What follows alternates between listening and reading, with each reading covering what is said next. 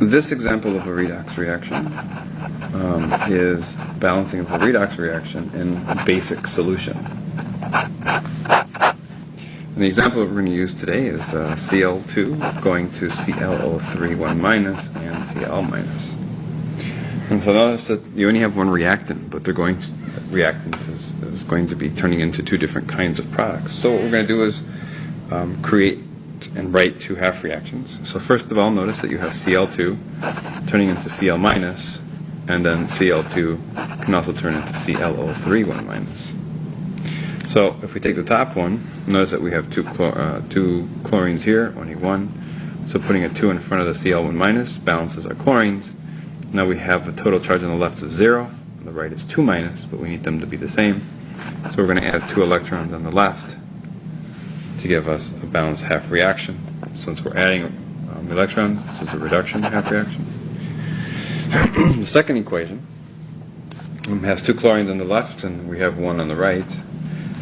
And so to balance the chlorines, we're going to add 2 in front of the ClO3 1 minus. And by doing that, we now have a total of 6 oxygens on the right.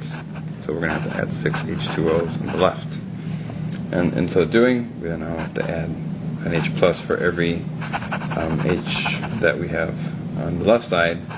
So we're going to have to add 12 H pluses. Now in order to make this half reaction balance, we have to balance our charge. On the left we have no charge at all. The right we have a positive 10. So we're going to have to add 10 electrons on the right side for this oxidation half reaction. So notice that you have 2 electrons here and you have 10 over here. The common multiple between 2 and 10 is going to be 10. So that means the bottom one is not going to change at all, but the top has to be multiplied by 5. So if we do that, we have this. And so it takes that half reaction to 10 electrons plus 5 Cl2s yielding 10 Cl minuses. The second reaction stays exactly the same.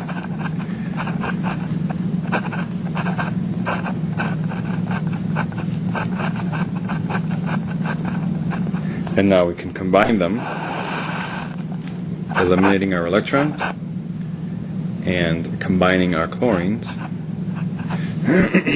to give us 6 H2Os plus 6 Cl2s yielding 10 Cl minus, 2 ClO3 1 minus, and 12 H pluses. Now, since it's in basic solution, what we're going to do is we're going to add an OH minus for every H plus that we have. So since we have 12 H pluses, excuse me, we're going to add 12 OH minus. So then what we do to one side, we have to do the other as well. So when we do that, the 6 H2O stays the same, the 6 Cl2s stay the same. We're now going to add 12 OH minuses to the left, 10 Cl minuses the same, the 2 ClO3s are the same, and now the 12 H pluses and the 12 OH minuses become 12 H2Os. Now when we do this, you notice that you have water on both sides, and then we can reduce this by eliminating the H2Os that are on the left, all 6, and reducing the 12 on the right to just 6, giving us an overall of 6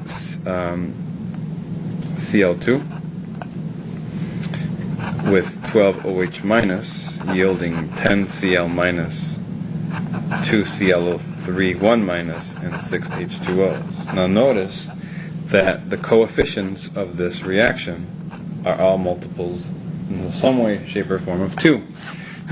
So dividing